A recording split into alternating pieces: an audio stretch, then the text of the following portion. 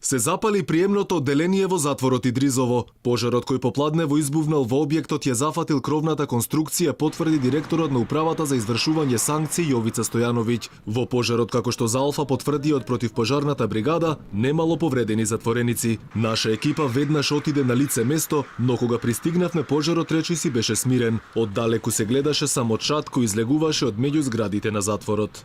Се уште е непозната причината за пожарот кој попладнево избувна токму овде во казнено-поправниот дом Идризово. 37-те затвореници кои во моментот биле таму за време на пожарот од приемното одделение биле префрлени во други простории во зградата.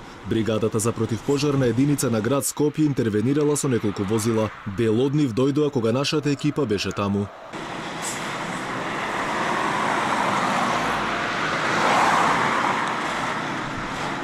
Неофицијално се претпоставува дека причина за пожарот била застарената електрична инсталација. Инаку во меѓувреме, освен во Идризово, пожар изби во Моноспитовското блато, каде што горела трска во внатрешниот дел на блатото кое е последно мочуриште во Македонија. Покрај овој пожар ги зафатил и селата Штука и Дабиле во Струмичко, каде речиси цел ден горела сува трева.